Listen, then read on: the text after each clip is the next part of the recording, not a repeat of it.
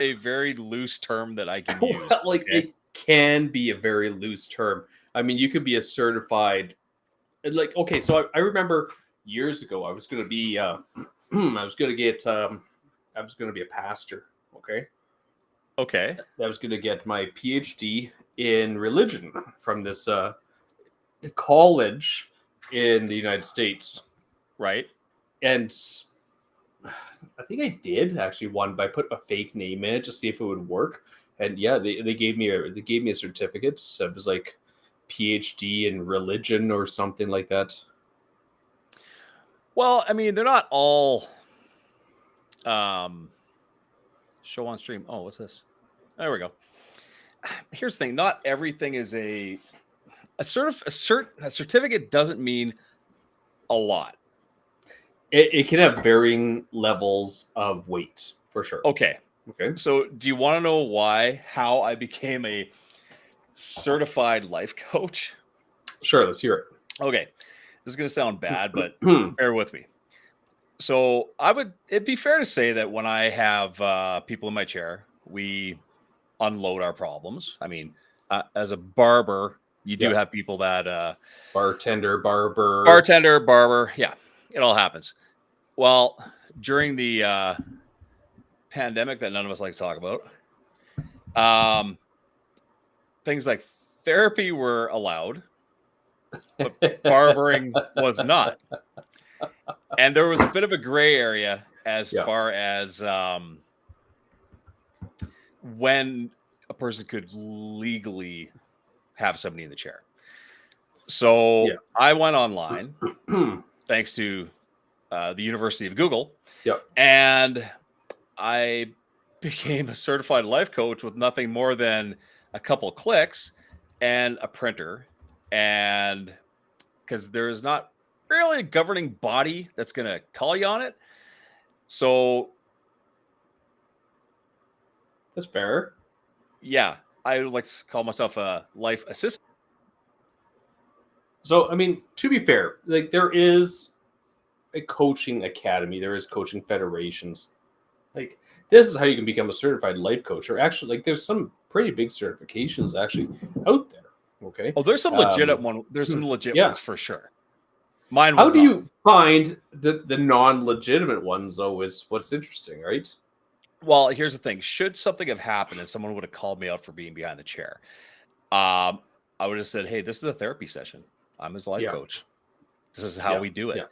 It never happened. Oh, Jayon, Jerry says that that Jayon gave you a great massage today on the TikTok chat, which I've got. Oh, the TikTok chat. Okay, cool.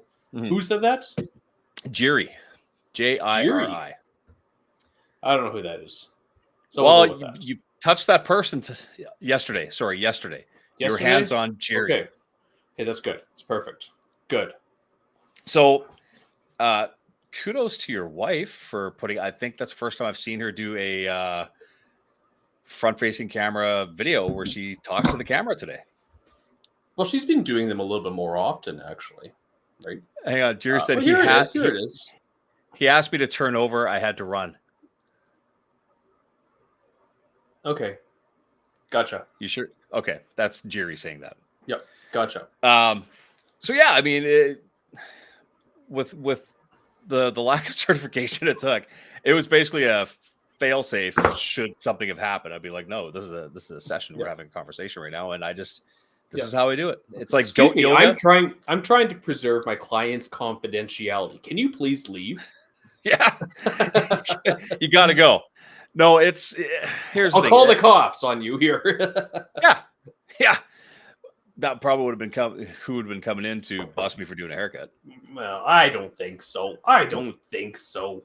No, it didn't happen at all. Like seriously, like they had all those people they were getting fined big money or whatever. And I remember talking to health and safety, and they were kind of like, "Oh yeah, we can't force people to do these things." It was like, "But you're going to fine them? Seriously? Come on now."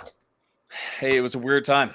I think absolutely it was a weird time. It's like talk about namby-pamby on every single regard possible, right? And that's why people got rebellious, because it was like, well, why does it feel like nobody knows what's going on and we're being jerked around a little bit? And that's kind of why people got upset.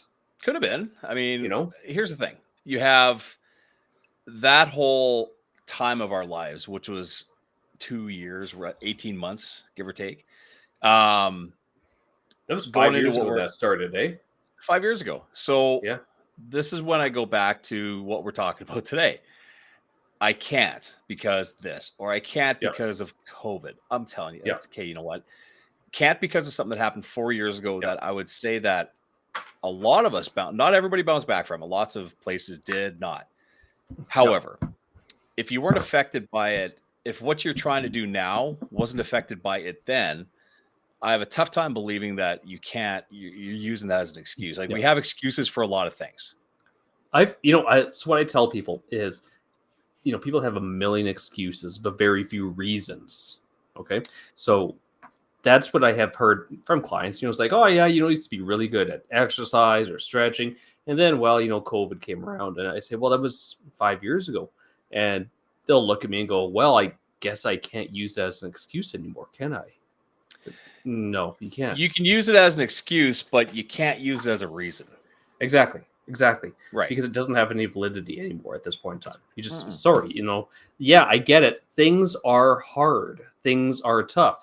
But the big secret is it's never going to get easier. It's always going to be hard, and it's always going to be tough. So when I talk to people about a lot of things, it's maybe time to start doing something. It's like, oh, it's hard. It's hard. So, yeah, it's not going to get easier on you. There's was it Winston Churchill said, when you're going through hell, you don't stop. Yeah, keep going. Right? Like, really, just keep going. Well, and some of the things that people, I wanted to see what the most common, what was my question? What are the most common goals people talk themselves out of to hold them back? Okay. And there is a flurry of them. So starting a business. Oh, there you go. Yeah. Right. Yeah. Starting a business. Fear of failure, financial risk, or imposter syndrome can crush entrepreneurial dreams. I would believe that as a guy who's owned, a business, and imposter syndrome is a real thing. Yep. Where you feel, I really should I be doing this? Am I the guy? And then trying to justify what you're doing to everybody. I don't need to answer to somebody else as far as why I'm doing this. In fact, I kept that thing a secret right until I was laying flooring down. Yeah. And somebody knocked on the door like, hey, what's going on here? Like my parents, they must have heard that it was happening, but I was like, I'm going to keep this close to my chest. Not that they wouldn't have been supportive. They were. I was surprised, but I was surprised because it was very much am I going to look like a fool for trying this? Of course you would. And of course you look like a fool if you didn't. Well, yeah. And we were more worried about what people think versus doing it, because I did it. It can be done. But why is it that we worry about the judgment of others before we take a risk or try to move forward with our lives? Why? Well, they're not paying my bills. A lot of people just, they overthink themselves. They think they're going to get judged accordingly, right? Because really, it is a hard thing to reinvent yourself. Now, I like to think of a lot of this stuff as because people take shots at you. People will take shots at you on things. Okay. Oh, for sure. Especially if they think they know you. It's like the better they know you, the more shots they'll take. And a lot of it, I think, is because everyone sees themselves as the main character in a movie. Okay. We've gone over this, and this is a really good point. So continue. Yeah. Everyone feels they're the main character of the movie. Then all of a sudden, you have a secondary character making big changes and changing their story and changing their life. It's like, hold on. You can't do that. I'm the main character. Yeah, look at me. Look how important I am. Right? It's like, you don't get to overshadow me. Like, that's my job. But their own insecurities are blocking them. Yeah, it's like, heaven forbid you do what I don't have the grapes to do. Exactly. And I think that when they're the only people truly that matter as far as opinion goes, when it comes to your success or a risk you're going to take. I forget where I heard it. It could have been, who knows who it was that said this, but listen, unless you're paying my bills or sleeping in my bed, I don't care what you think. Yeah. And I think that's a fair way to do it. Your partner, your wife, your husband, whoever it is, you need to care about what they think for sure. Yeah. And they need to, and hopefully they're supportive.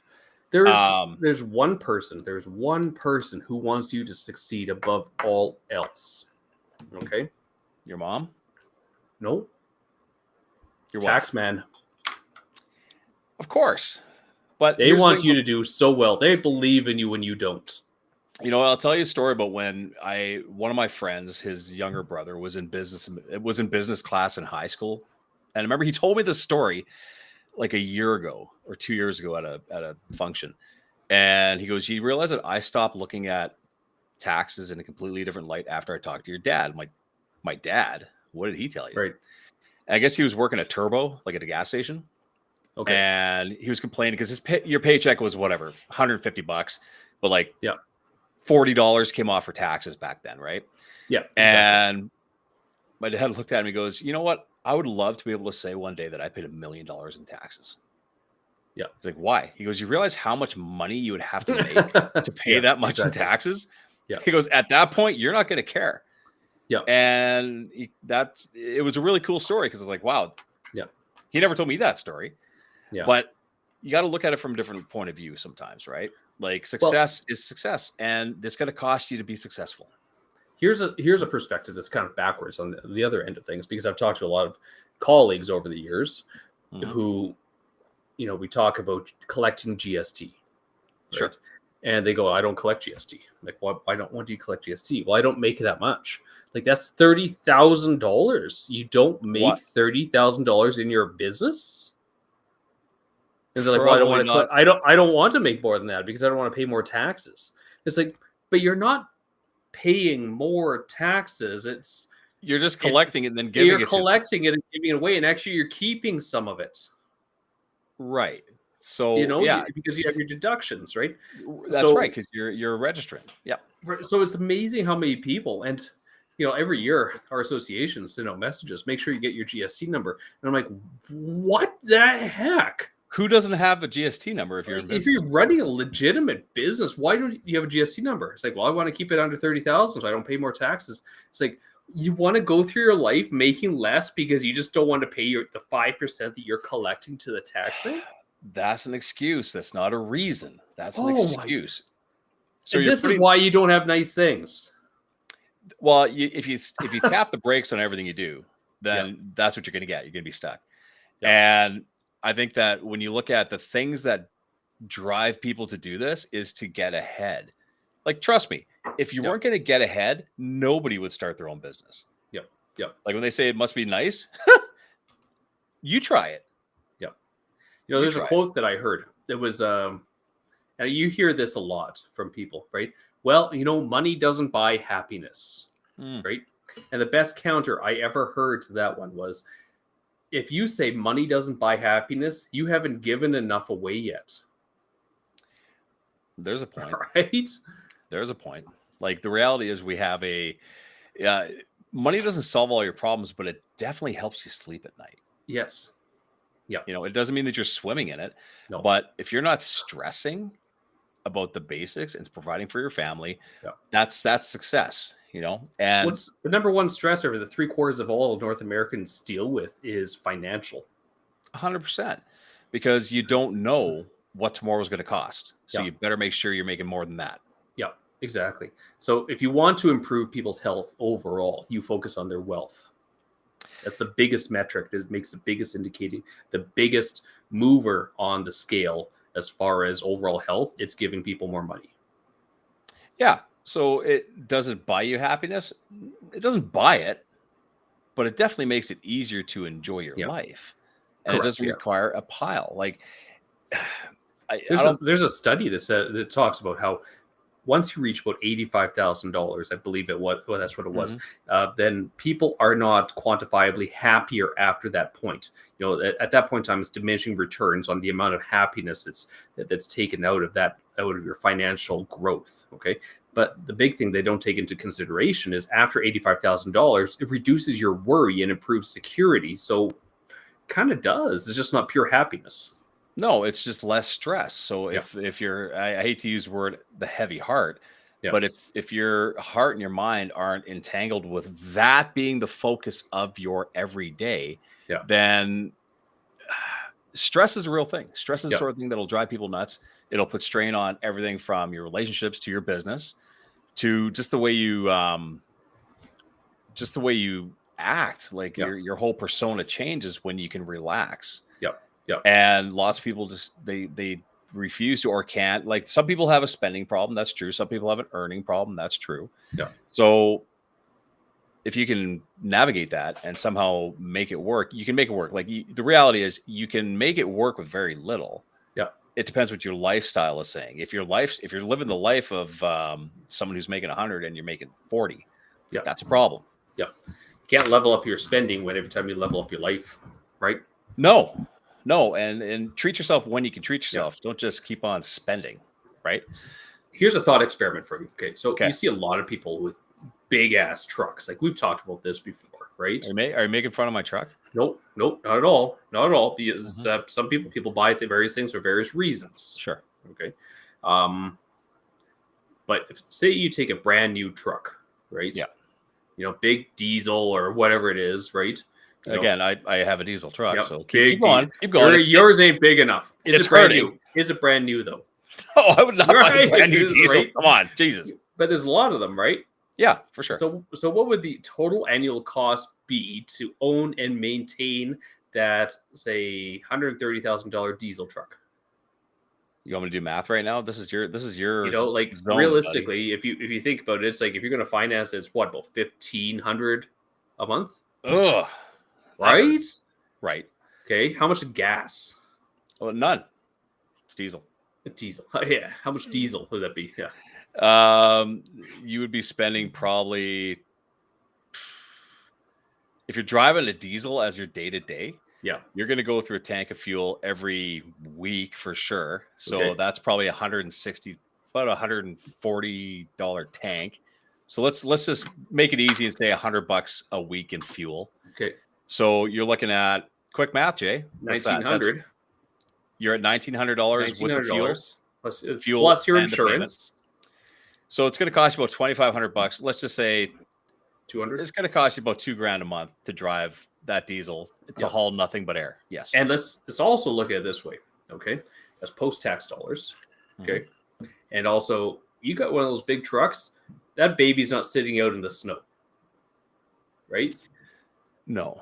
You're buying a nice big garage to keep that sucker nice and warm. Okay.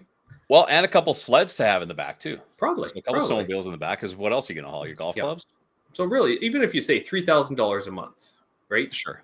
Just leveling up the lifestyle. Just for a truck that you're not pulling anything with? Yeah. You just have it because you can roll coal? Yeah, I got you. I hear you. $36,000 post-tax dollars for your toy. Right? This is why we can't have nice things, right? And you're making 60 or 70. Somehow that gets approved. I know. No, I've had people make fun of me because I drive my little Honda Civic, right? It fits though, man. If the shoe fits, right? It's a race rocket. It's perfect, right? You can say that. I can't say that out loud. I think that's a you thing. It's a me thing. But I've had guys with big trucks, make fun of me because it's a woman's car. And I'm like, my total car investment after insurance, payments, everything is less than your gas. Diesel. Yes. Now, but again, if you want it, have it. But don't complain that groceries are expensive when you're spending $3,000 a month on your truck. Yeah, let's get serious. People have some of these big ass vehicles and they complain about the price of fuel. We could say that, and I have a 3-quart ton diesel. Right. You can say it's better on fuel, but it's not when you're driving in town. Okay. When you're pulling with it, like if I'm pulling with my diesel, it would be equal to a gas half ton empty going down the highway. So that's the only time you're going to see any savings is when you're pulling. But they're cool. I guess they're neat. I'm not the guy that blasts the coal when I'm driving past Dairy Queen, but it's nice to have the power when I need it.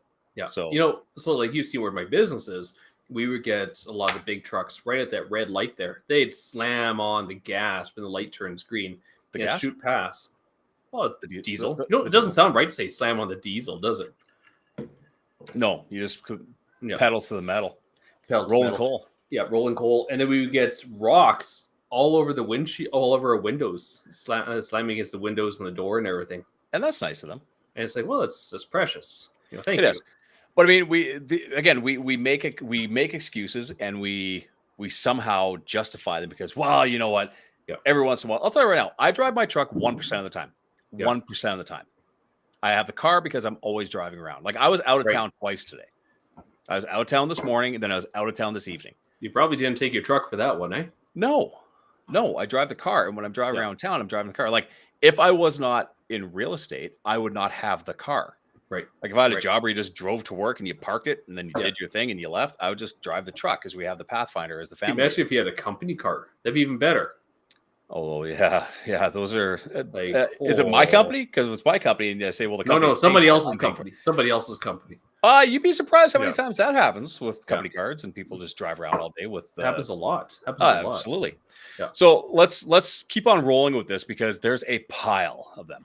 So what do you want to go? Career, personal growth, mental, emotional well-being, health and fitness. Let's go health and fitness. Oh, we're gonna go there. That's a whole conversation in itself, eh? Okay, let's get through these first. Starting a business, changing careers. Yeah.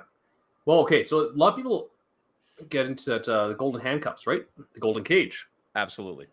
And it's a real thing.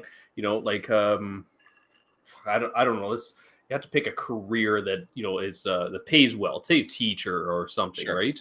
Or a nurse or whatever. So you got a degree, on it. Like you went and got very educated, 2 degrees potentially, right? Right.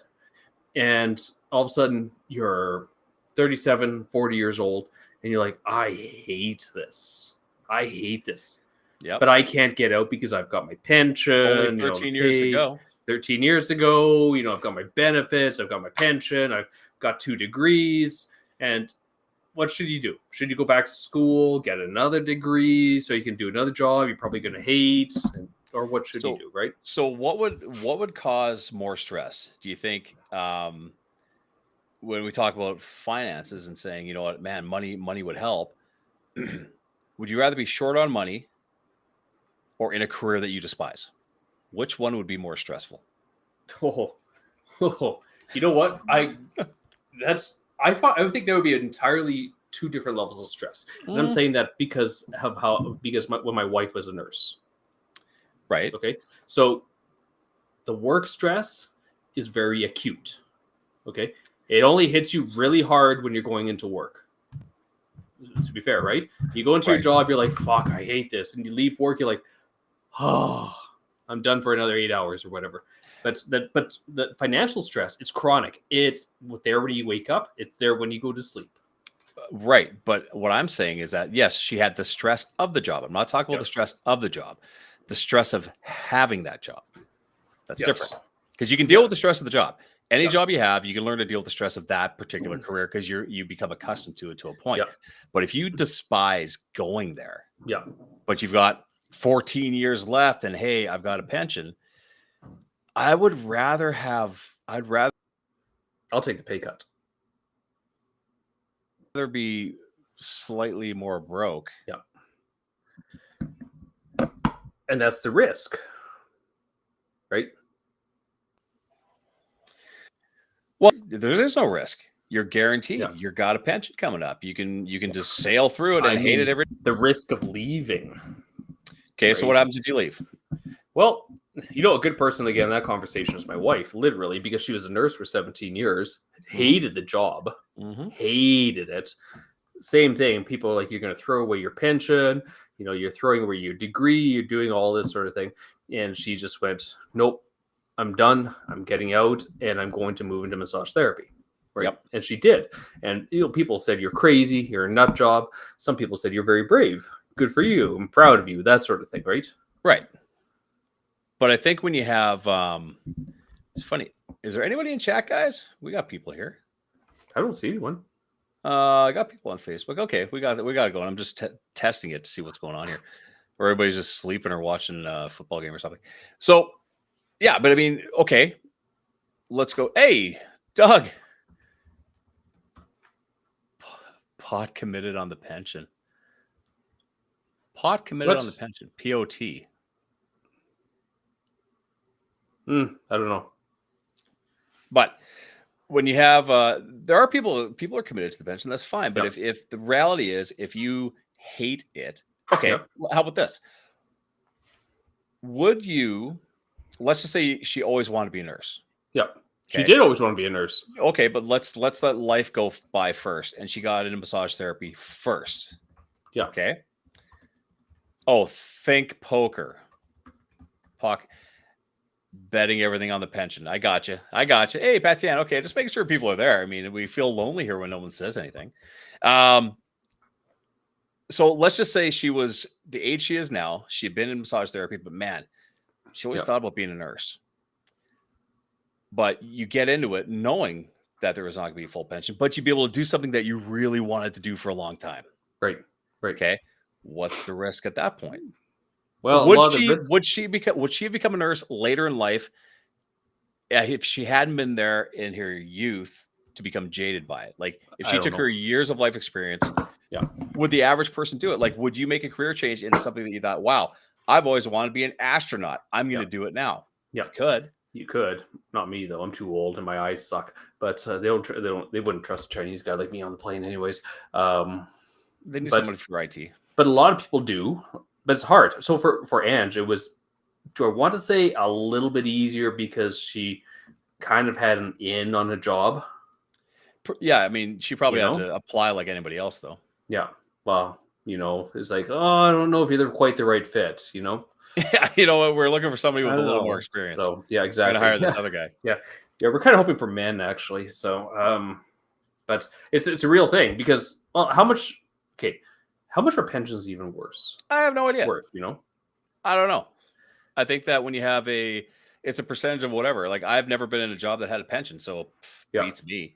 But I mean, even if you started later in life and you ended up with one, great. That's something. I asked ChatGPT about this actually. Okay. Sure. So I mean, this is, to be fair, like this is chat. Okay. And I don't know a lot of the details. Okay. Mm-hmm. So assuming you start teaching in Manitoba at age 25, full time until 57, right. How much is your pension worth? Okay. So they figure out the calculation here. So you start at 25, teach at 57, it's 32 years of service.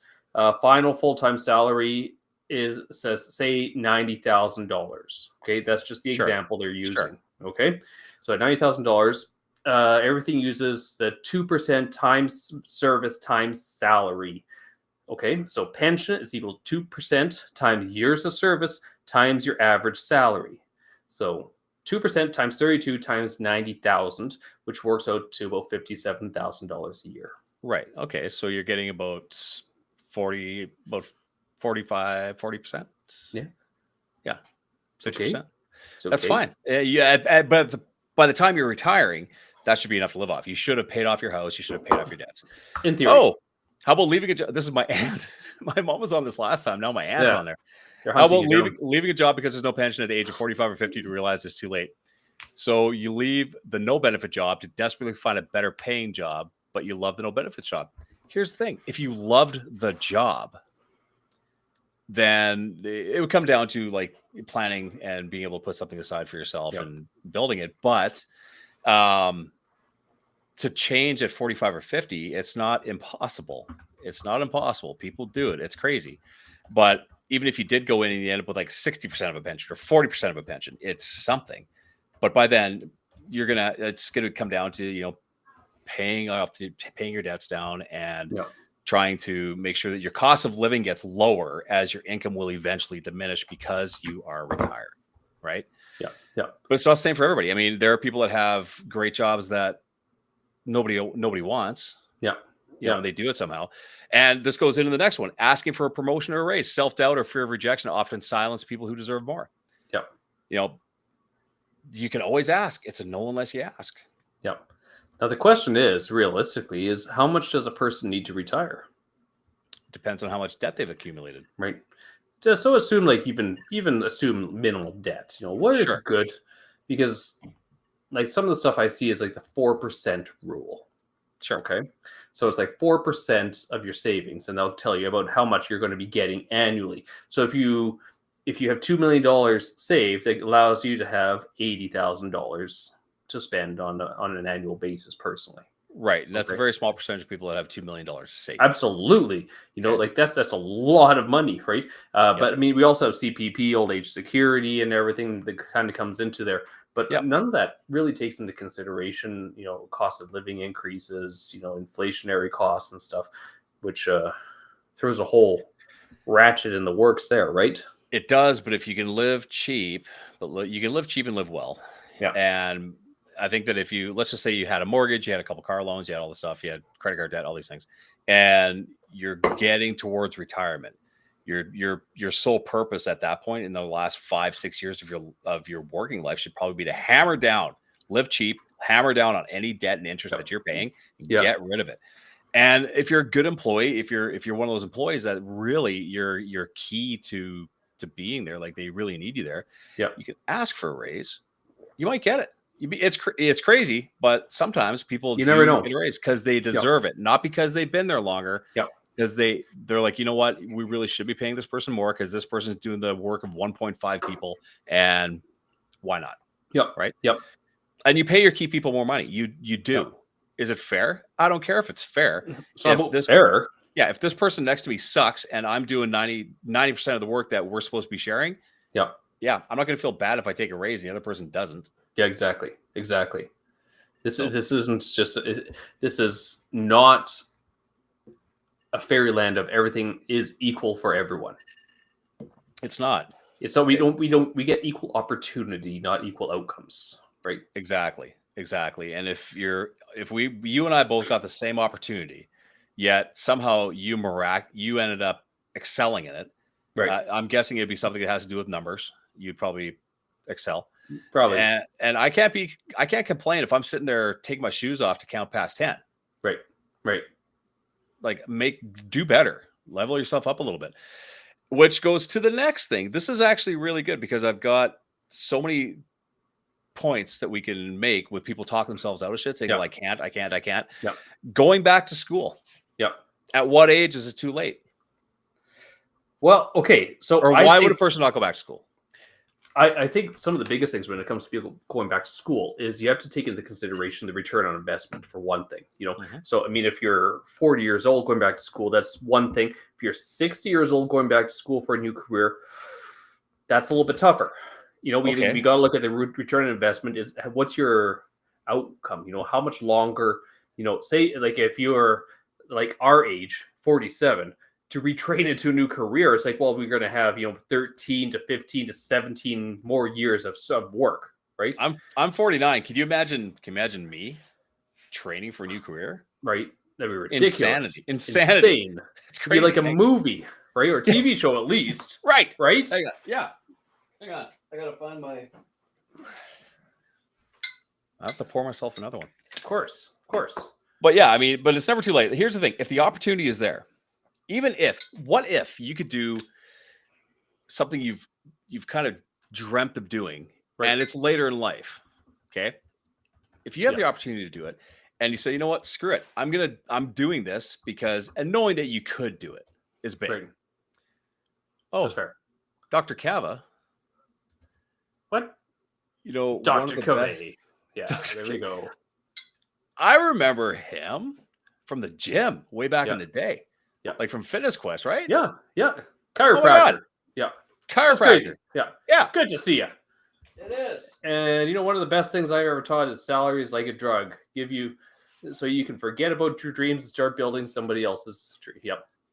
It's true, right? So I thought I smelled something. Somebody farted here. Thank you, Strad 247. Thanks for the too much information. That's fantastic. You know what? It's healthy, it's natural, and we're all in this together. And getting a pension. Yeah, you get a pension. But I mean, let's just say you for some crazy reason, you decide you're going to do it at 50. You're going to change and you're going to take whatever course you have to take and you're going to go for it. And you've got 10 or maybe 15 years in said career. But damn it, you've always wanted to do it. Right. You're now in a position where you could do it. Even if it's shorter, it's not a 30-year career. It's a 15-year career or a 12-year career. But the satisfaction you get out of doing it, that's worth something, isn't it? Absolutely. Right. Why wouldn't it be? I mean, it doesn't always have to be some observed metric to be success, right? No. but I mean, we hold ourselves back and say, well, I really shouldn't.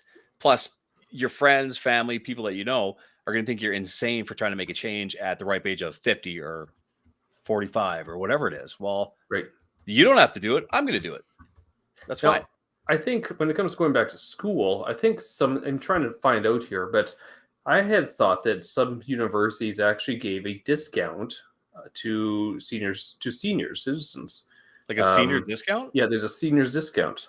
So, like there are different ones where tuition is they get waivers for it, so a reduced amount of tuition at various universities. Now that doesn't cover like a lot of the ancillary fees and such, like materials, books, Right. lab fees, but it sure looks like some of them can get a discount from domestic students on various tuition that they may take.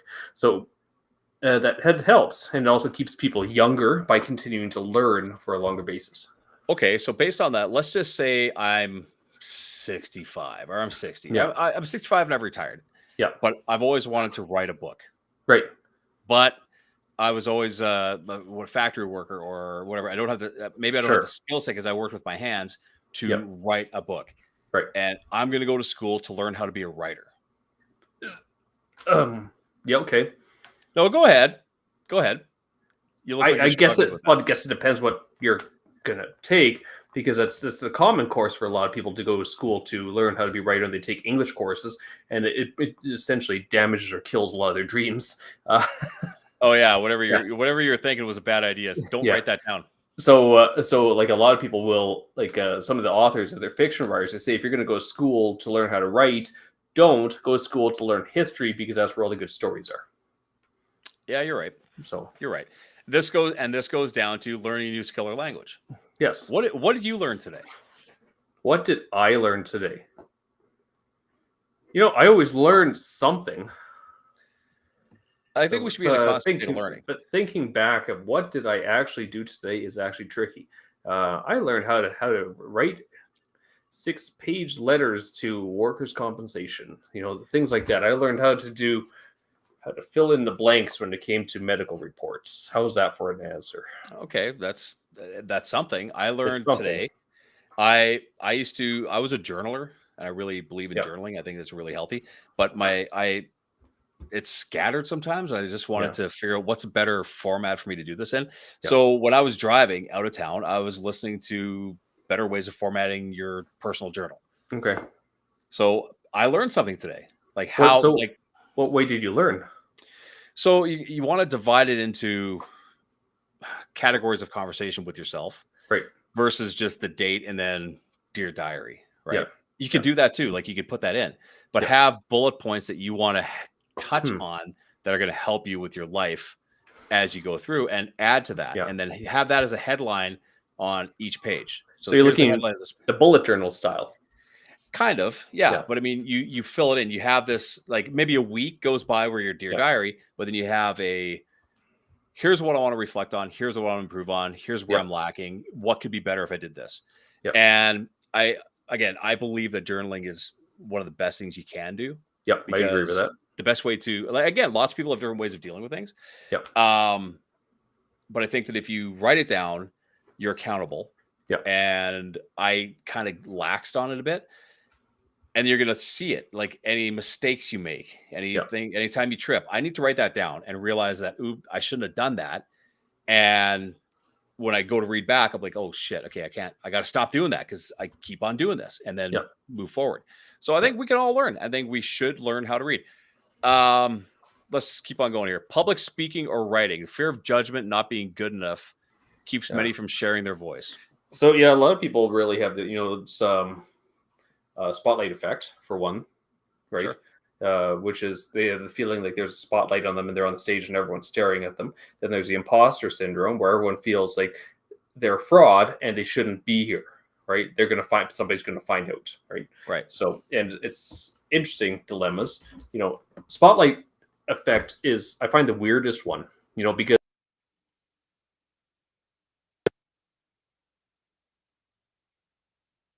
Did I lose you for a second? lost your mic there, disconnected there. So I'm going to be on stage. Spotlight's going to be on me, and everyone's going to be staring at me, right? Mm-hmm. But also inversely, that's the point. If you have something to say, right? You're supposed to be doing that. So it's a self-fulfilling fear, right? Public speaking is a hell of a thing, and I am.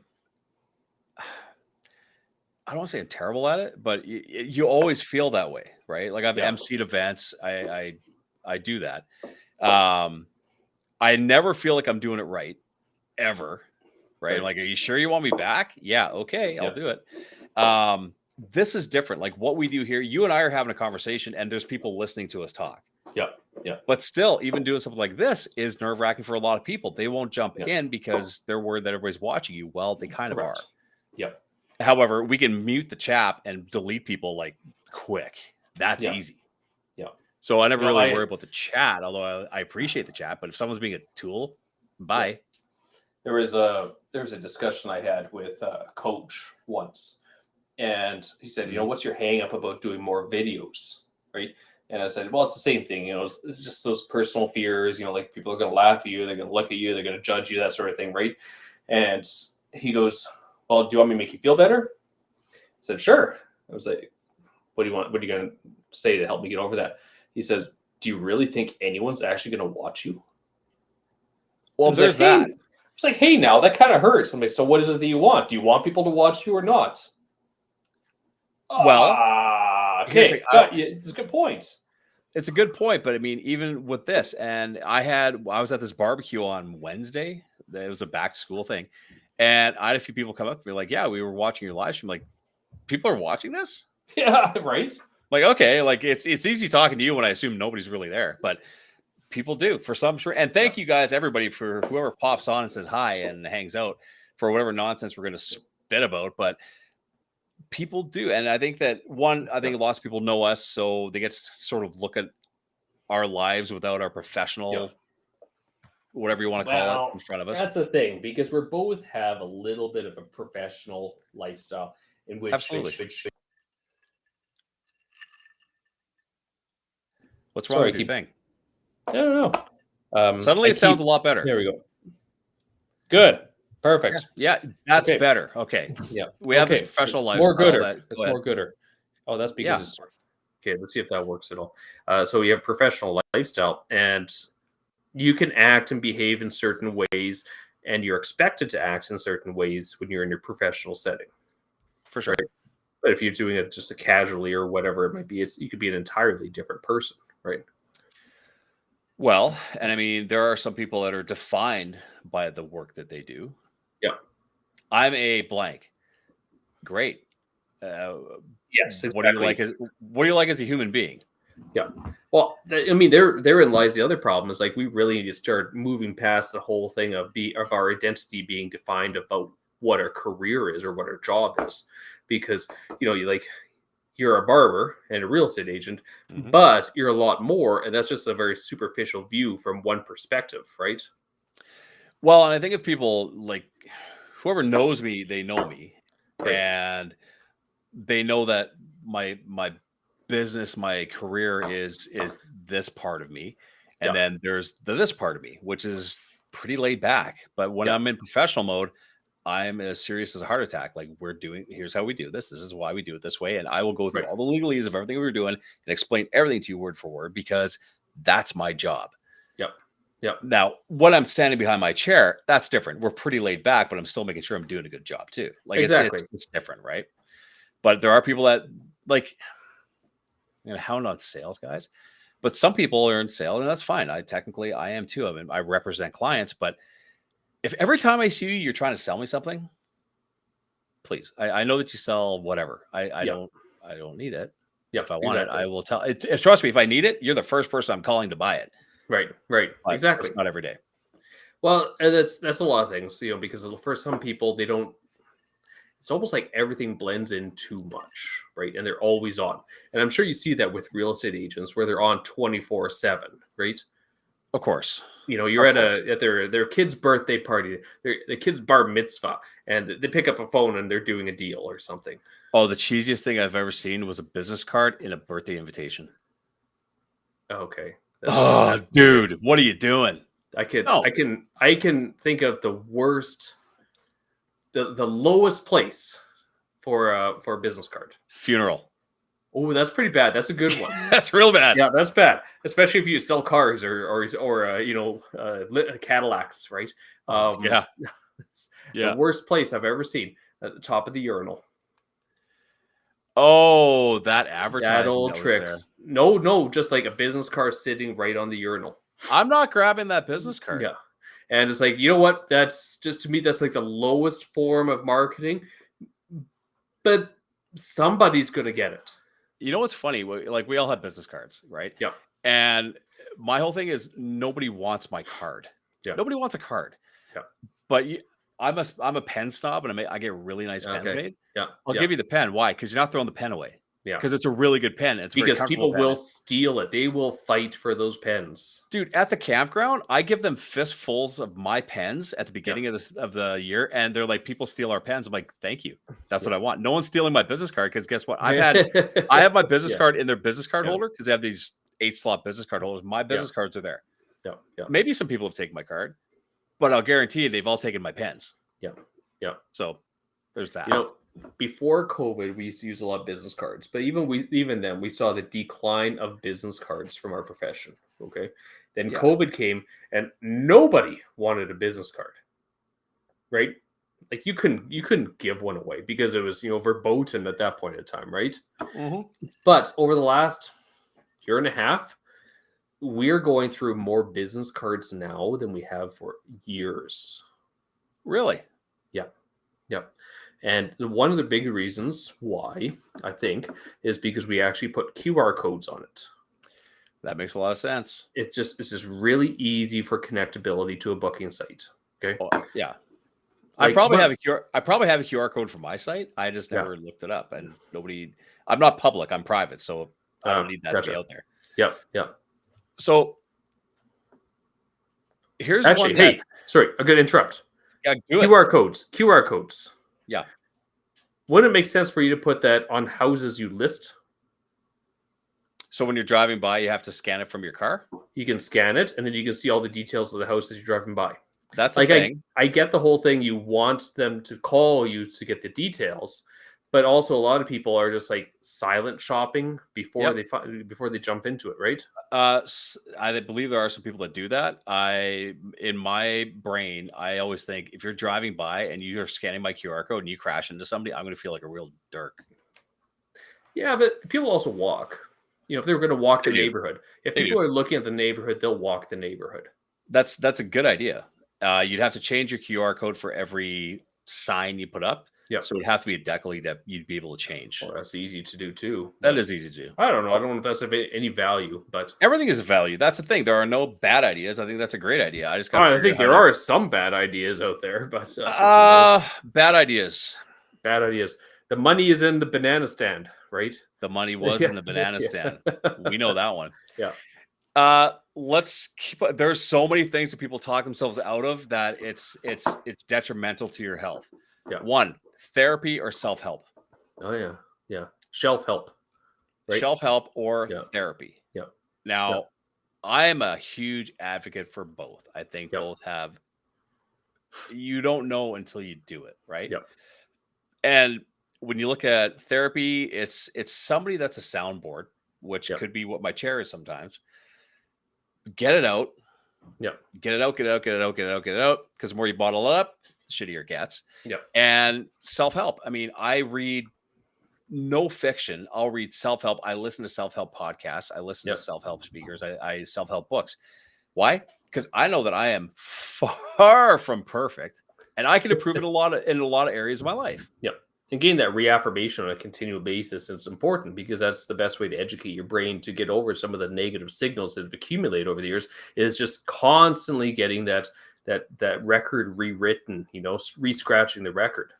Well, and I believe that no matter what problems you're having, whatever you think has not been covered, I will guarantee everybody here in chat that if you go on Spotify, Apple Podcasts, any of these, you type that in, there is somebody who has 100 episodes on exactly what you're talking about. Yep. And you can sit there and listen to it and be like, oh, you're right. Yep. I am kind of a dick. maybe I need to change that. Yeah. Maybe it isn't my friends, my family, my wife, my kids that they're the dick. Maybe it's me. You know what? I was listening to a guy and he said, you know, you got to stop externalizing your bullshit. Yeah. So it's no one's fault that you feel the way you do. It's you. Yeah. You are in control of your emotions and your emotions are true, but how you react to your emotions is completely on you. Yeah. I can't say I'm mad. Okay, I could be mad at somebody for something that they did. Okay, I could be pissed off. But it's how I react to not that person. Yeah. That's the problem. If I'm pissed off at you because that person pissed me off, I got to give my head a shake. Well, that's the thing is we create our own realities of the situation, and quite often the reality isn't what other people's reality is, right? Right. So it changes. It's variable. It is, and someone else's point of view is different than yours. You're seeing it from like this person pissed me off, and that other person's like. Some people do. Some people are just ignorant and disrespectful. Yeah, some people just got to watch the world burn a little bit, you know. Some people love to watch the world burn, but I mean, but people won't do it. People won't just like in the privacy of your own headset. They won't just seek out some sort of self-help that could get them through the day, or at least make them realize that maybe they could change quite easily without a third party involved, right? Yeah. But they don't do it. Like I won't do it. Nope. No, I don't. I'm not crazy. I'm not crazy. Right? I've had many people in my chair over the years, and believe it or not, some where the relationship's falling apart. It's falling. I'm done. I'm like, have you guys talked to anybody about this? Yeah. Who's there to talk to? I'm like, a referee between the two makes sense. Yeah, let's start with the letter A and look in the phone book for counselors, right? Right. Find somebody and chit chat about it. I mean, it's not a bad thing to get somebody to talk to you. You know, when I started my business, started doing massage therapy, I was not very busy. I mean, imagine that. You start a business, you have no business, right? Because nobody knows you exist. Yeah. And I remember, you know, because you always get into that self-doubt of, you know, what the fuck is going on, right? So I'm sitting in the room going, God, you know, like there's all these people, you know, other professionals. I know them. I've reached out to them. I've contacted them. Why are they not referring to me for a massage, right? What the hell is going on? Why am I not getting these referrals?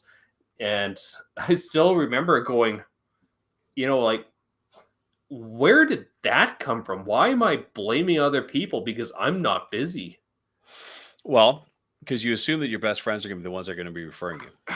Well, you like to think that anyways, but you forget. But people are just busy in their own world too. So at that point in time, I was like, okay, guess I'm going to start looking at things differently. And that's when I really started shifting from, you know, let's talk to more therapists and network with therapists and try to be a better therapist to, okay, let's start talking to business people. Right. Yep. And like one of the first business guys I really talked to about this sort of thing was, remember Martin that owned Little Italy Pizza? Oh, yeah. Yeah. Yeah, that was the guy who got me geared into Brian Tracy back in the day. Mm-hmm. Okay. And like I bought the first Brian Tracy stuff on eBay. It was cassette tapes. Okay. And I didn't even think about it. I got them. I'm like, I can't listen to them. No, it's pretty old school. I had to go find some used Walkman to be able to use it.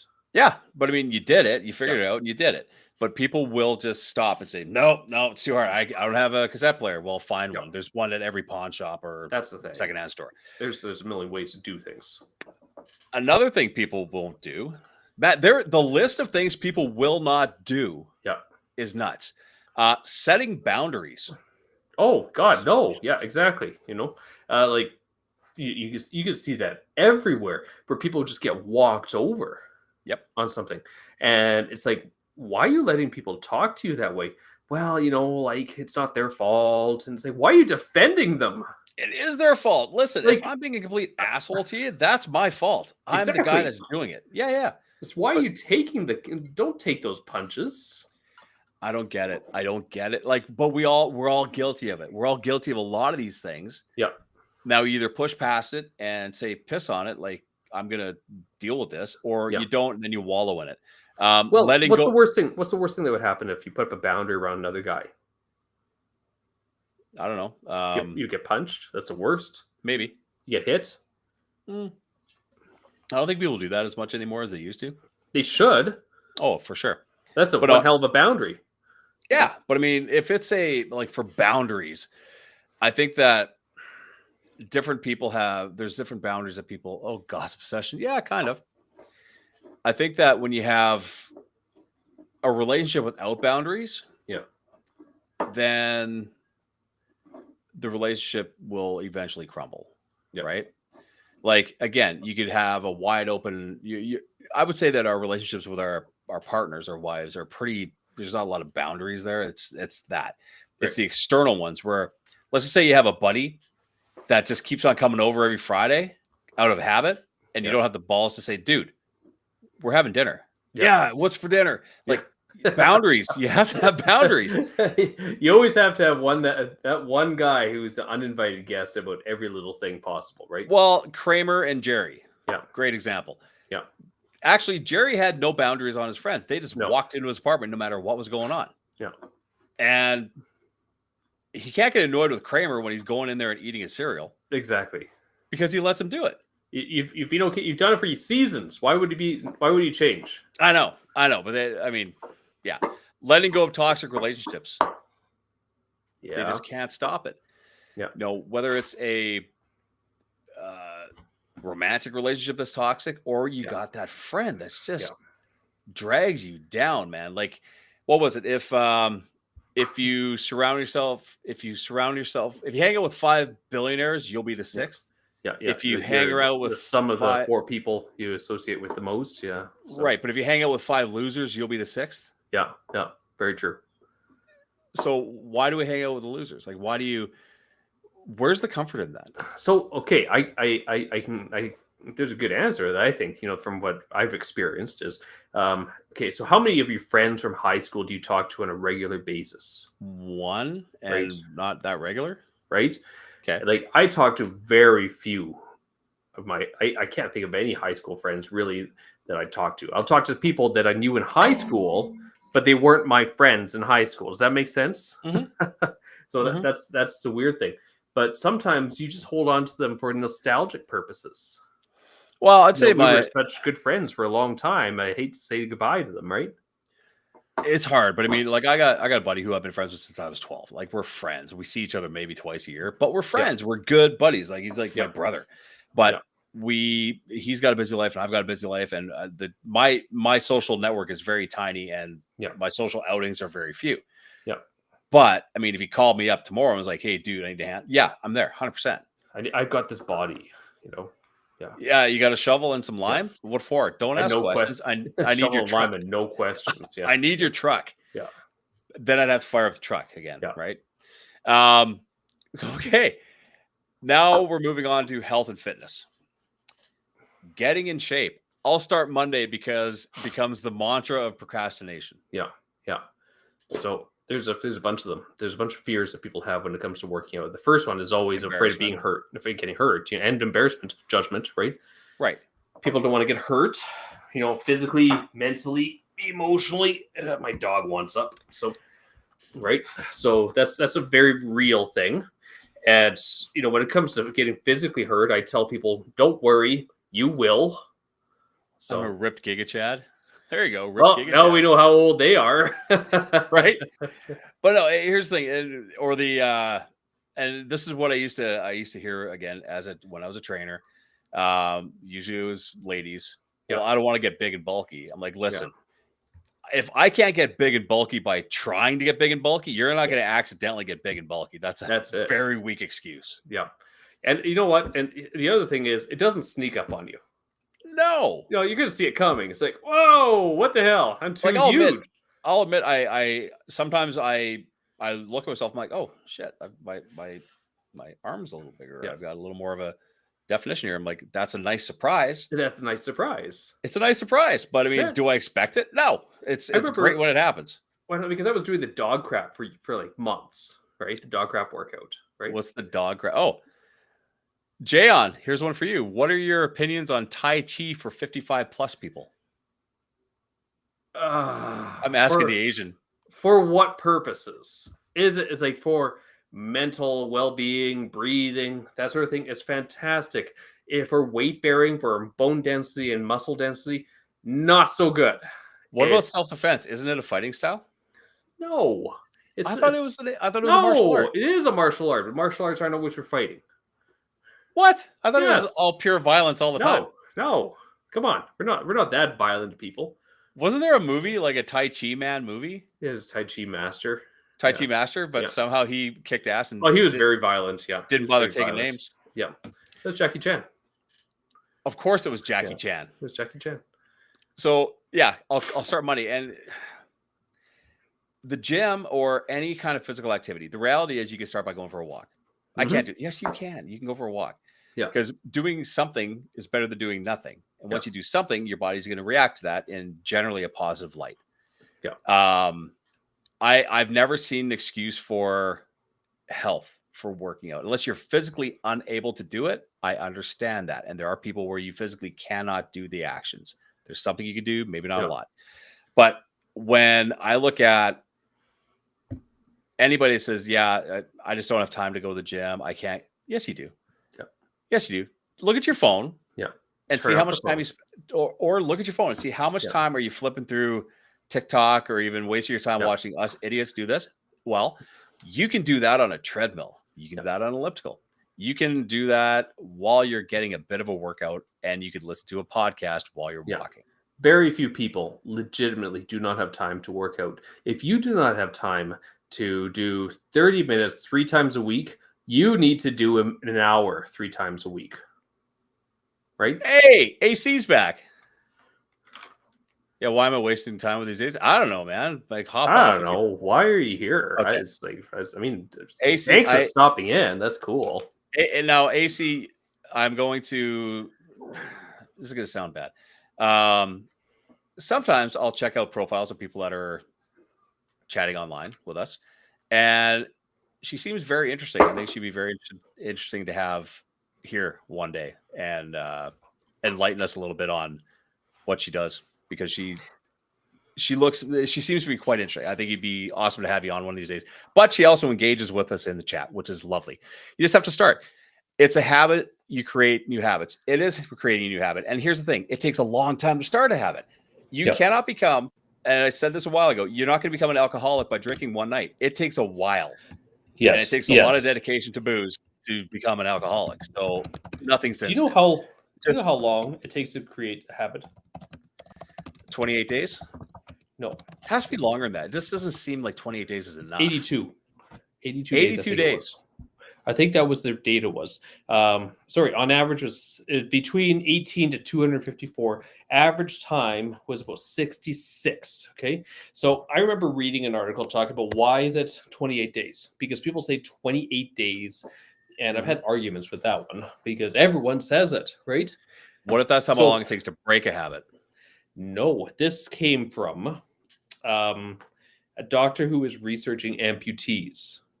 Okay. Oh. And he found on average it took people 28 days to kind of get over the loss of a limb, like to come to reconcile with it, with the fact it was gone. Yeah. So he figured, well, I mean, that's pretty traumatic. So obviously it's like 28 days to make new patterns. And somehow that got misconstrued by personal self-help gurus, right? Mm-hmm. And it sounded really good and made sensible. It wasn't too long, and it was a good number. So 28 days to change a habit. In reality, it's a lot more, but this is marketable. Well, it's because it's simple. It's 4 weeks. Yeah. So AC says she's stuck at her desk the last while. Bands are great. Bands are fantastic. It's a bit of resistance. It's something. I hate them. I hate those things. Why? Are you serious? Like, okay, so depends. If you're using the high quality ones, like the powerlifting ones, those are good. They're useful. They have some function. Okay. Mm-hmm. Those really thin physio bands, they snap. You ever being whipped in the face by one of those suckers? Yeah. And it wasn't because it broke. It's because I let go of one end of it and it smacked me right in the face. Yes. Yeah. I've been smacked in the face because I tore one and it whipped. I was doing like external rotations for the shoulders and it snapped, whipped right around my head and across the face. Well, you are incredibly strong, So, so I can understand how that could happen. Yeah. Used to hate them too, but here's the thing: if it's what you, here, there's a prime example where AC is saying, "I'm stuck at a desk," which would be Yep. an excuse. Okay, That is true. Yep. but she's figuring out a way to do something to get a little bit of physical activity in. Mhm. There is the when I'm stuck at a desk. Yeah. Did you have oil on your skin? Nope. Oh, that'll break it down. It does, but nope, that wasn't the case. It was just there. A lot of those are not really well designed for some of the tensile strength. You can't push them too long, right? And I'm guessing sesame oil is different than the oils that we Very much the so. rest of us Yep. use. Yes, or Yep. soy sauce. But no, I think that again. But there's your oil will eat the rubber. But Yep. she makes a good point. Like she has every excuse to not do any kind of physical activity because she's behind a desk. However, Yeah. she's figuring out a way to do something, which is always better than nothing. Kelsey got a stand-up desk where she is. Like Right. she kind of said, "Hey, sitting down sucks," so she has a stand-up thing right now. Yeah. That helps. Standing Yeah. instead of sitting all the time. I was at a it was who was it? It was the IATSE office in Winnipeg, which is like it's for film, like the crew. Okay. The crew side of it is IATSE. And this dude's office, his computer is on a treadmill Yes. Yeah. all the time. He's walking on a treadmill while he's talking on the Yeah. phone. He's walking on the treadmill and he's got like a mouse pad thing to the side. Yeah. And he just does his thing and he walks. Yeah. Or he stands. He turns it off and just stands there. Like, why not? Genius. If school let you if school let us stand in class, we wouldn't be fat. Well, they do. Most schools now are pretty progressive in that, like especially when like my kids' school, they move around and such. And even when I was in school, our school policy was, get up, move around, leave if you want. I don't care. So we would just kind of do whatever we wanted. Yeah, back when I was in school, if the teacher, if they put your heads down on your desk while I go out, the teacher had to leave the room for a minute. Everyone put your heads down on the desk. That's all we got. Yeah. That's Another right. girl I researched with, she has a treadmill walk thing at her desk. I think that's a good idea. Like Yeah, it's not it a bad works. idea if you would be considered So did I tell you about the workout I was doing a for the past? sedentary job, and you can. Oh, we lost you there. Sorry, you're cutting in. Nope, there. Really, There we go. I had an instability issue there for a second. Yeah, But if they can happens to the facilitate best that, of us. yeah, and you can ask for that. Again, it's a no unless you ask. So if Yeah. you're sitting at a desk all day long and you're a key person or whatever, or just an employee who does a lot of work there, you say, Yeah. hey, what are the chances we could get a treadmill or something for me to stand? Be hard pressed for them to say no, Yeah. because it would Yeah. only make you more comfortable and more productive at work.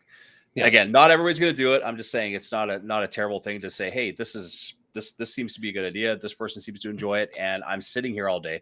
And unless you want my hips to get out of place, because that'll happen from sitting on a desk all day, maybe do it. Did I tell you about the workout I've been doing for the past 8 weeks? I had to dog crap before, but I switched it as take a break.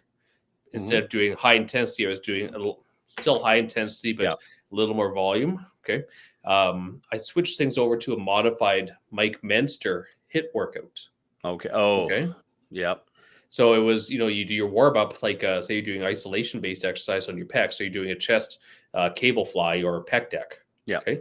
So you do your warm up, then you do a set to 15 or failure. Okay.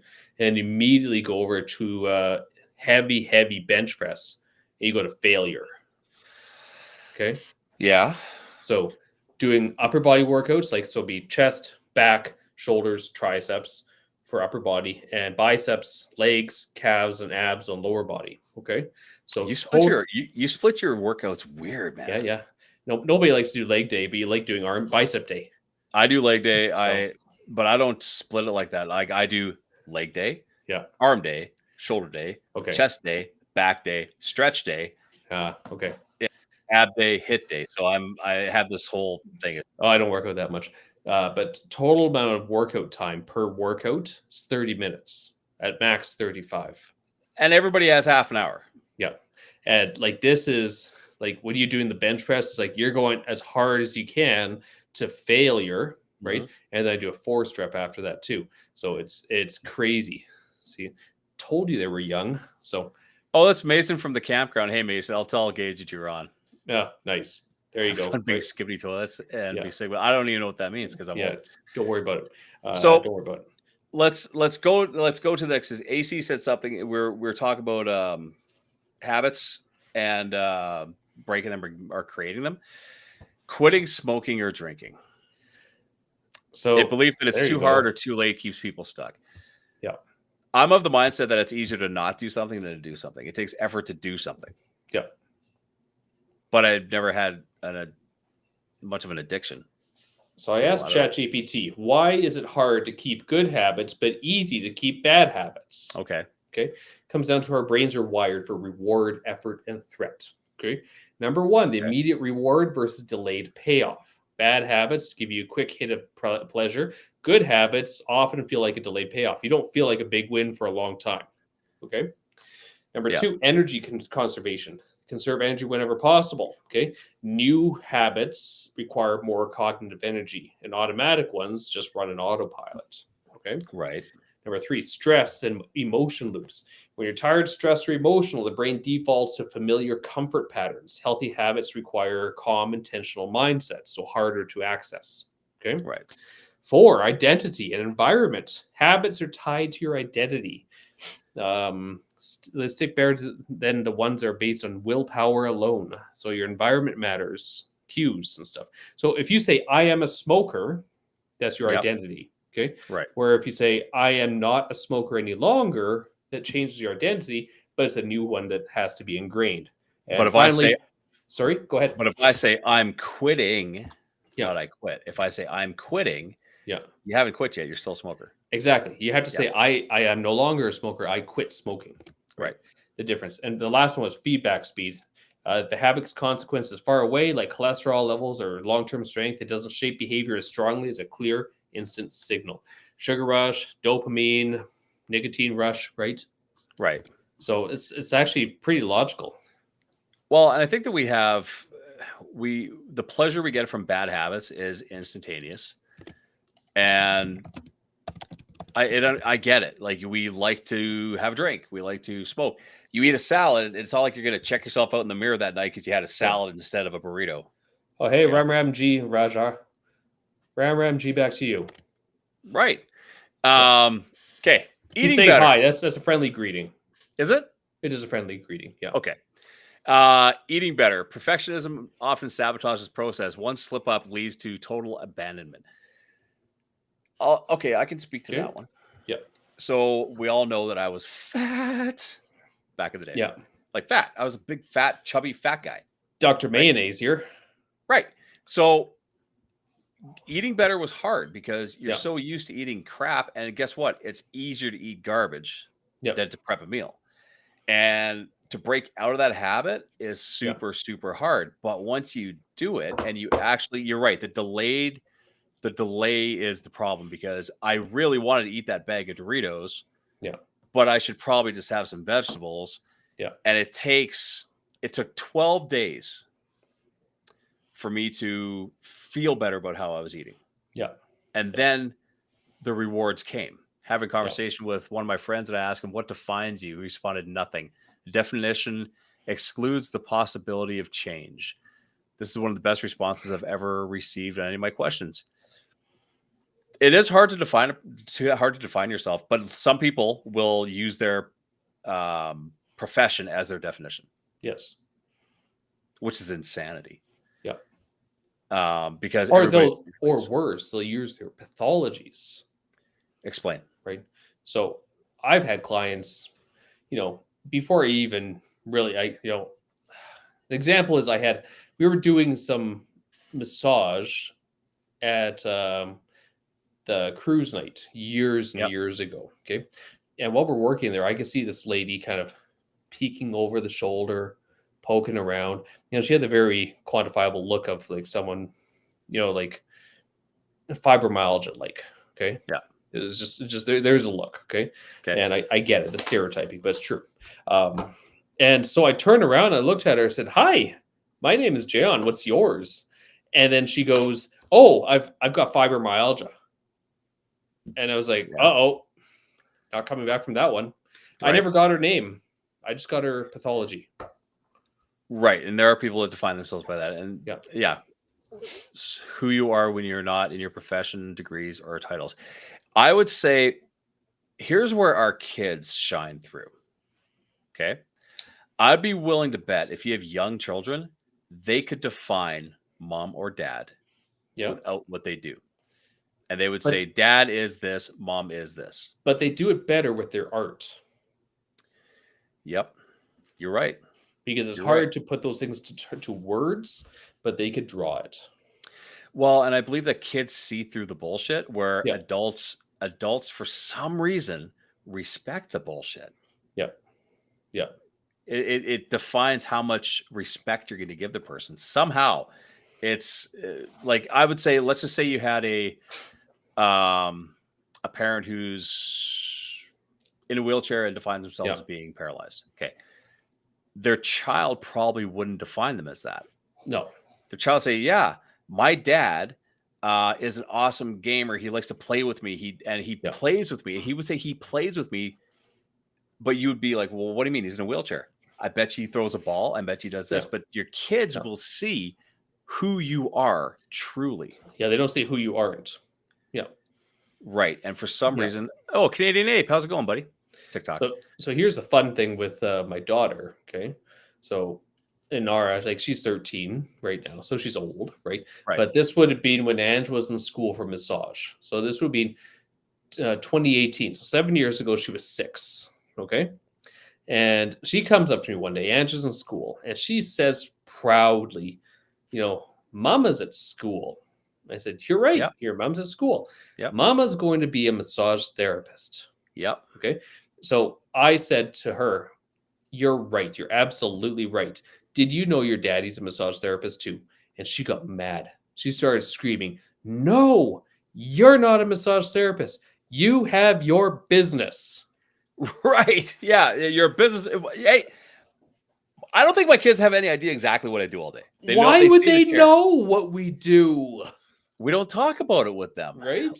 Oh, hang on. Let's say you lost everything tomorrow. Hypothetically, lost your job, lost your friends because you lost your job, lost your relationships because you had worked so much and have no job, lost your home, lost your finances. Who are you?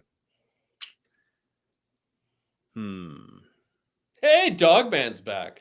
Okay, this is making sense now. At least someone's watching. Who are you? If you lose what you've, it depends. Did you let that define you the whole time? Yeah. I don't know. I'd say it's hard to define. I believe that if you wanted the most honest opinion on who you are, you would ask your child. Yeah. And they would be, Dogman is a great cartoon. My kids love it. Yeah. So, Ethel, your personality, my aunt, your personality defines you, not your job. I would like to think that the way we act is kind of who we are, right? Like if you're a genuinely kind person, that should be it. Yeah. Freedom.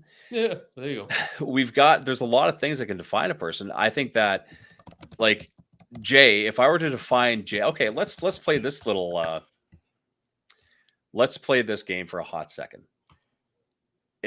My mother, who am I? No, let's not play that game. Let's walk away. So who am I? How would I define my mother? So Alyssa's right. Identity really is freedom through through non-identification, by not having identity or that sort of thing. But I mean, we're getting a little into Buddhism and stuff, right? Getting into philosophy, and Bruce Lee said it best. When be water, my friend, right? Yeah. I'm just gonna do something here. Oh, we got a lot of stuff going on here. Do you know Dogman is basically RoboCop for kids? Yeah, you're right. I need to go back to this thing with definition. I'm gonna pop into what my mom asked. Who am I? If I had to define my mother. No, the Dogman did not give the panda the Kung Fu scroll. Okay, we're getting off topic here, guys. Like, come on. Read the room. Know that. Read the room, guys. So, if I had to find my mom,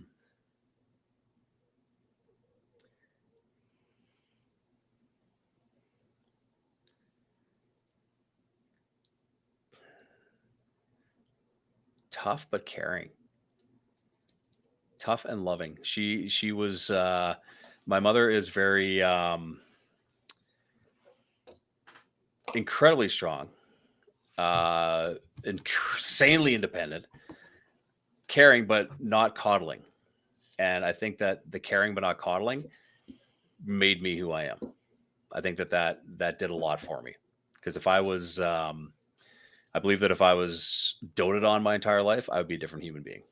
So I define my mother as that. Thanks, Mom, for putting me on the spot. Jeez. Yeah. So MXVT, most through was talking about Dogman. Well, that's only on YouTube because we're actually cross-platform. I don't know if you can see these the comments. So are we somehow in a room about Dogman? No. It's just they're commenting from my YouTube chat. So, okay, that's fine. They can chat about that all they like.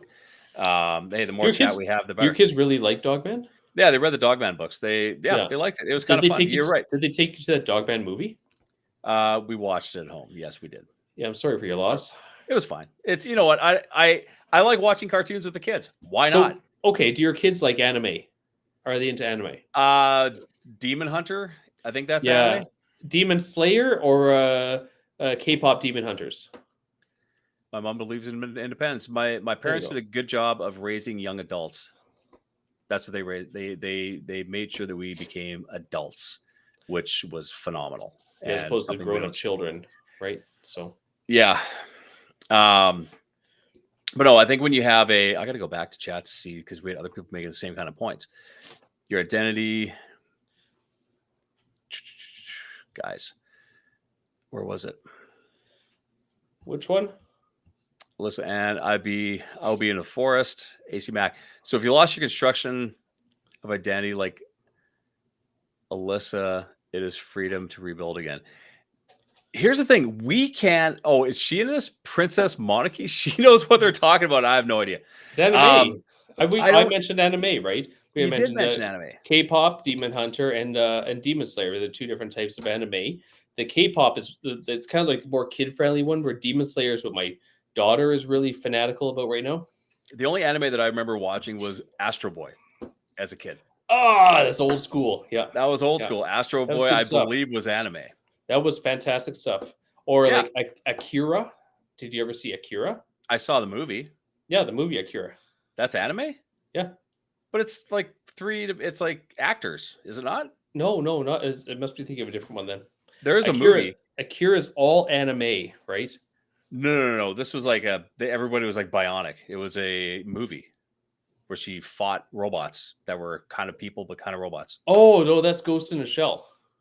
No, there's a movie. I'll send it to you one of these days, dude. See, Astro Boy was a thing. Yeah, it's old school. Astro Boy was great. It was similar to Voltron and stuff, right? That was anime? Yeah, that was anime. Yeah. See, I don't know things. Okay, so let's continue on going with this. Passion and creativity, pursuing art, music, or writing. Why everybody has a book in them, right? Yeah. Why do we stop ourselves from writing that book? Well, I think you've read the book. Yep. Some people have different reasons for not writing a book. Okay. Could be the one reason a lot of people have for not writing a book is because it's really hard to get it published. Right. So what? You still wrote it. Yes. But a lot of people want to get it done. They want it done and they want published and they want to make money on it. And they be a full-time writer. And that turns into that whole, the cart before the horse thing. Right. Right. As opposed to, look, just write the goddamn thing and just get started. Right. How many books do you think Stephen King wrote before he was Stephen King? Before someone actually said, "Holy shit, we gotta get this guy published." Like, there's got to be stories that were written because he also did ghostwriting. He ghostwrote a bunch of books, eh? Right. Yeah, he ghostwrote. So I mean, but he still was a writer. Caleb's not wrong. So not everybody should write that book. Case in point. Look, here's the thing. I believe that why people don't pursue, say, art or writing. I believe that's the same reason that people don't start a business or make a change is because they're worried about what if nobody reads this? Yeah. What if nobody watches this? We have nothing invested in this. We do this just purely to have a chat on a Friday. Yeah. But why don't people do it? I think it's fear of judgment. Lots of these things are fear of judgment. If I start going to the gym, then I stop. Well, then what? Well, go back into it. Like, you don't have to. You're not doing it for somebody else. Well, that's very true, but it's also the fact that a lot of people don't get into art on a more intense level is because our society has also kind of taught us we're supposed to monetize all our habits, make money off of things. If you can't make money out of it, it's not a worthwhile habit. Okay, so that's where the trap gets, because then people go, it's the same thing with business. People go, well, if I start a business, it's not guaranteed money, and I need guaranteed money. It doesn't come with a guaranteed open a business.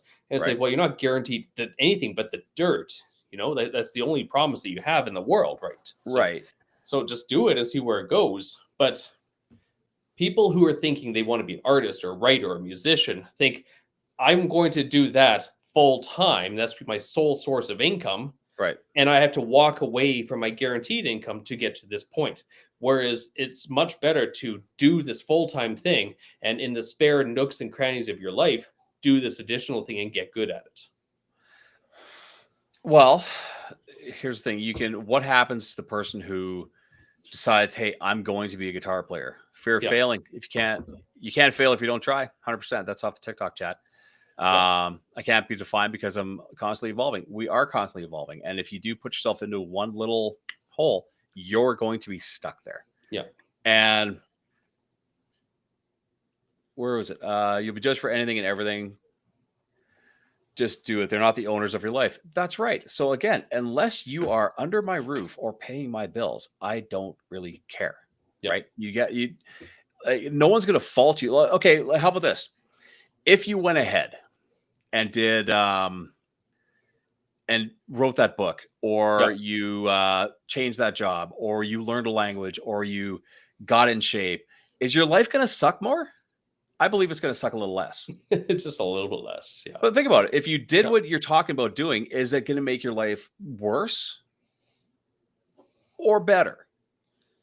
Well, so I think people have both the fear of failing on one hand, and they also have the fear of success on the other. Okay. So what if you're successful? What's the problem? Well, for a lot of people, it's a certain amount of fear. We always hear the stories of the person who won $1 million and then was found dead, completely broke, high on drugs or something, right? So that's the thing too. And then we also have the people who are like, well, I'm afraid of being successful and how it's going to change me, or I will lose my friends. I will lose the identity of who I am. Okay. Then we have the people who are like, well, I'm not greedy. I don't want to make too much money. You know, the irrational kind, right? Okay, so if you are choose to stay chained to naysayers to your own prison.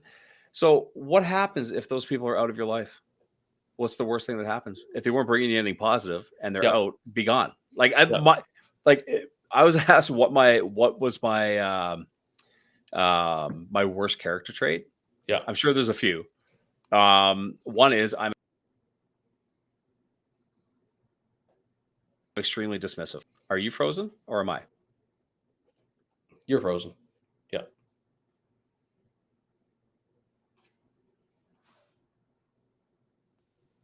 There's a disruption in my internet. So am I frozen now? No. No, you're good now. You're good. Okay. Now. So my what I believe is my worst personality trait is that I'm extremely dismissive, which means if I believe you've purposely wronged me, we're done. Or my family, or my friends, or somebody that I care about, we're done. I don't have time for this. I will not allow that kind of negativity in my life. And I think that if you have people that are dragging you down, they could be gone. Bye-bye. Yeah. If you're successful and they don't like that, then that's a little bit of jealousy, a little bit of resentment, but that's not your fault. That's them. Like, I'm not responsible for how someone else feels. Yeah. And however they feel shouldn't affect how I feel. Right. But we externalize this stuff and blame other people for how we feel, which is insane. Yeah. Success really requires to let go of yourself, the tolerated disrespect for fear of losing comfort. Oh, hey, Jayon. I like Jayon's hairline. Any tips on achieving that before 54? I'm guessing a lot of... I still have it. I still have hair. And, here's a funny story, right? When I was in high school, my friends used to bug me, right? Because they would say, you're going to be bald by the time you're 20. Well, here I am, almost 50. I've got hair, and I'm not fat.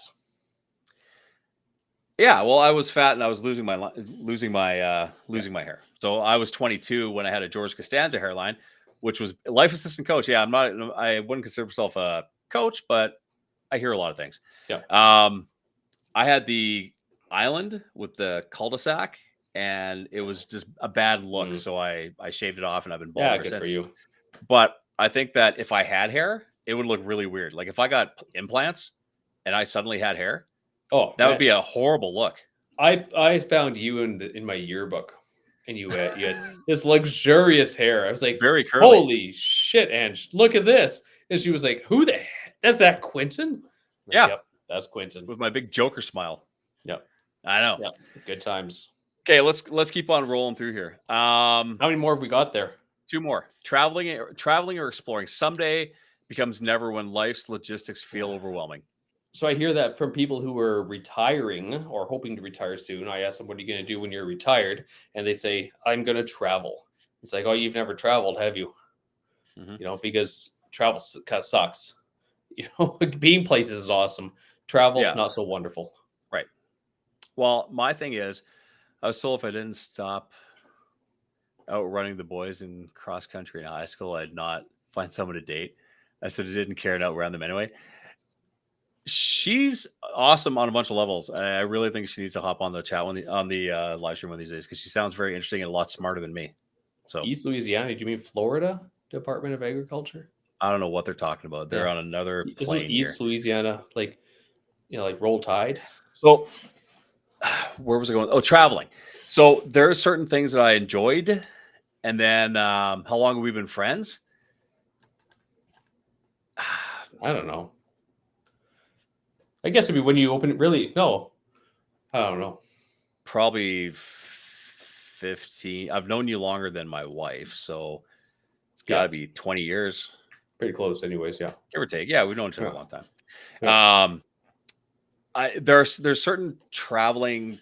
I kind of like to travel. I'm tired of certain types of travel, if that makes sense. Like if I never go to another beach, I'll be quite happy. Yeah. Because I just find it boring. Like laying at a beach, picking out on a buffet, and then laying on a beach and drinking all day. Well, there is something special about drinking all you can drink booze. That's true. That's nice. But I think that I've done that to the point where it's not exciting. Like the first time I went to my first hot vacation, it was Cuba, and I was like, "How is this on the same planet?" Because I got on the plane at minus 45, and I got off the plane, and it's like, what? Yeah. No, we're good.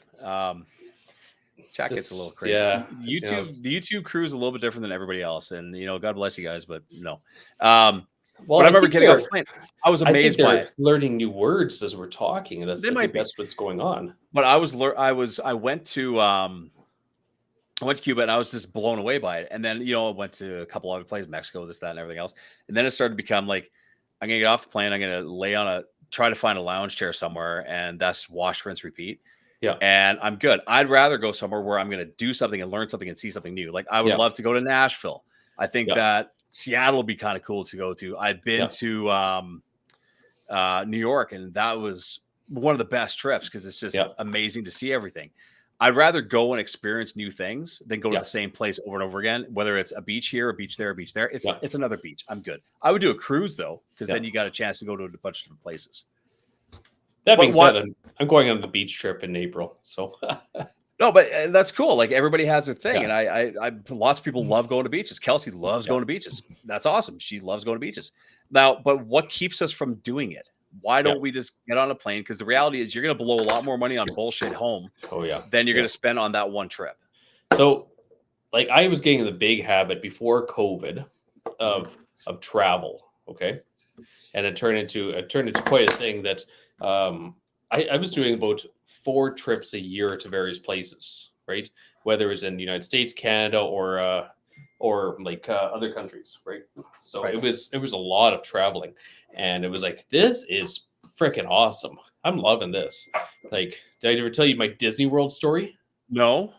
Okay. So went to Disney World, right? So I'm telling my clients, it was a Disney World, it's great, and then they go like, well, what did your kids think? Did they love it? Did they love it or what? Yeah, that's when you didn't take them. Yeah, and I was like, I don't know, I didn't take them. They're like, you didn't take No. your kids to Disney World? That's hilarious. And they're like, why did you go to Disney? Like, why didn't you take your kids? I said, well, it's cheaper. Oh, totally cheaper. Yeah. Absolutely. Go And get they're some like- Dole Whip and leave. People are just like blown away. You're a jerk. I'm like, we wait till they find out that I've got to go to Anaheim or go to Anaheim in January, which is what was real. I had to make a promise not to go to Disneyland. Did you go? I didn't. Okay.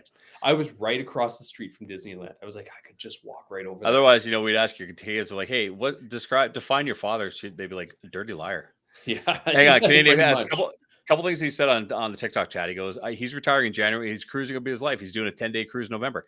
I think that's awesome. I think a cruise is cool because you're seeing different places every second day or something like that. And that's super cool.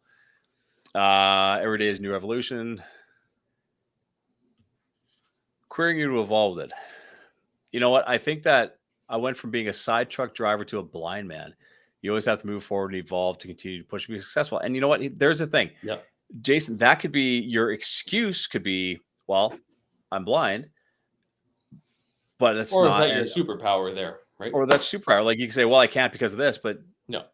Dude's crushing it, which is awesome. Like just do whatever you can do.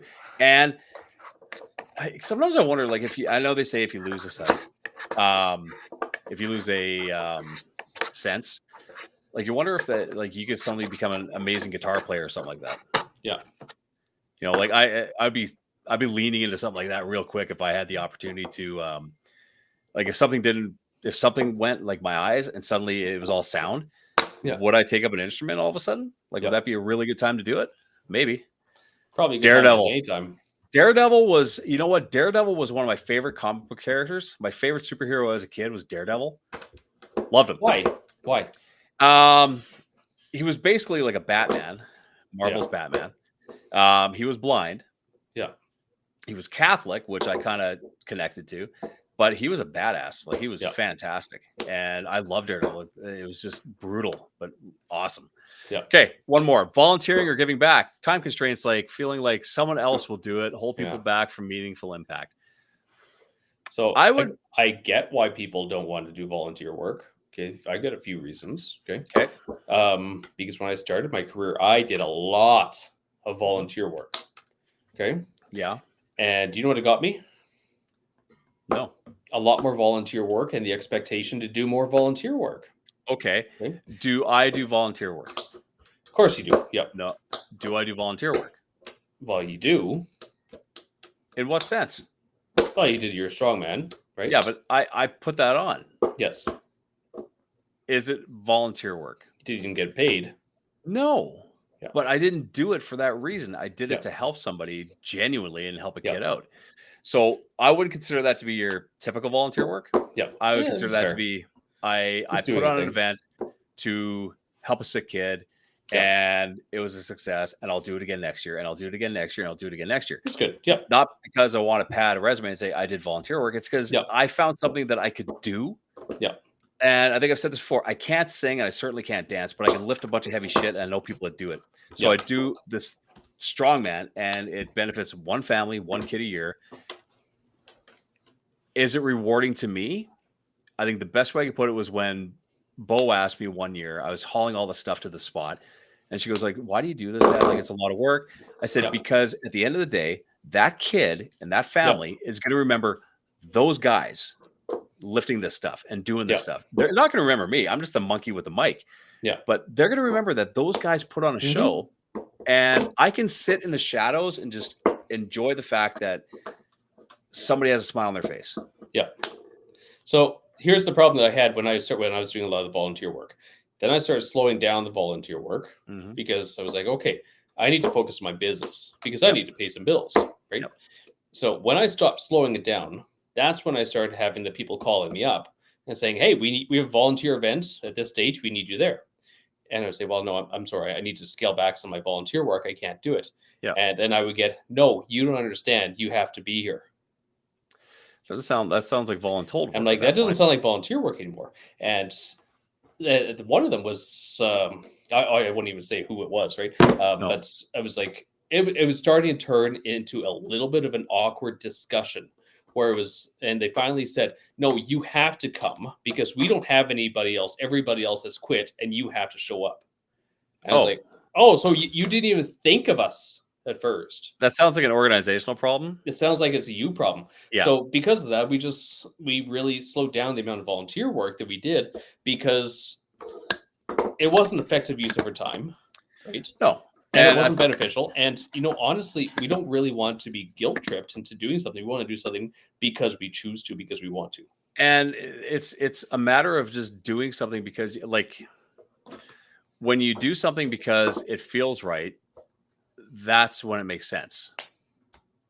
Like, I won't do something because I'm forced to. If someone needs a hand, I'll help them. Like, there's no doubt I will get involved.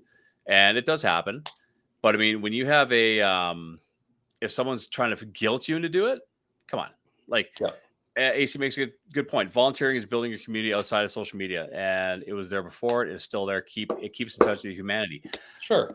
I have a very limited skill set. I can do the whole strongman thing and I enjoy doing it. And I do believe it creates a sense. It's good for the community. It's good for people. And it's a positive event. But I've never considered that to be volunteer work. I just consider that to be doing a good. It's just doing something nice. And There's I think a lot if we look of ways to do these things. Like you can be volunteering your time. You can volunteer for sponsoring an event. You can be donating prizes or gifts or whatever. You can be donating money and helping those organizations maintain their function. Or you can be on various boards. You can. If you were on, say, a chamber board, would that be considered a volunteer gig? I don't think so. But you're not getting paid. Yeah, but that's a network right? thing. You know, but there's a gain. Yeah, I think true volunteerism. Sometimes, right? I think that volunteering should be there's zero benefit to you to do it. Correct. Other than feeling good about doing it. If there is something else you're getting out of it, then it's no longer really volunteer work, is it?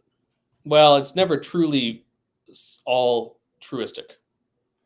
Right. There is always a gain. So, I mean, if you're getting gratification of doing these things, that's still something.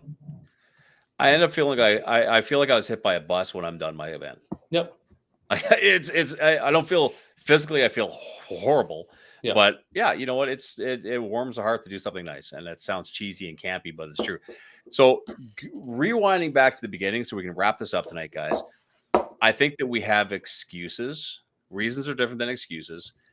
We are our worst enemy when it comes to making change or like positive change. Yeah, it's not hard. And we will talk ourselves out of things for fear of judgment, I think is what we're gathering from tonight's talk. That's the biggest holdback is judgment from other people. Pretty much. The personal fears and insecurities are the ones that really get you the most, right? Mm-hmm. Like, what are you going to think if I try this? Who cares? Yeah. Like, as well as I do that I've thrown myself into something, which some people think it's insane. Yeah. I don't. Then you do it. I want to do it. I'm going to do it. Yeah. I think it's like fantastic. You want to do these things? That's great. Go for it. What's the worst that's going to happen is you won't get it. And that's quite fine, right? Yeah. And that's fine too. Like if you go this far and it doesn't happen, that's fine. Yeah. If it goes this far and it does happen, then guess what? That door is open and you give her, you go, because it's that opportunity that you've wanted so bad. But again, for whatever reason, couldn't happen before. Now it could. Maybe. We'll see. Yeah, I don't know. But cool. I think, guys, you know what? Everybody here was fantastic. Thank you guys for popping in. I think it's I think that we do talk ourselves out of things. Jay, what do you think? Like wrapping this up and giving us the Cole's notes on what just happened tonight as far as people talk themselves out of for a million different reasons or different excuses, I guess, but very few any reasons. A lot of times, if they're doing it in person, I find a lot of times they're almost looking for assurance. And I find a lot of people don't need to be given an option. They need to be told an option. It's like Steve Jobs says, people don't know what they want. They need to be told what they need, right? And sometimes you just need to be given permission to do something.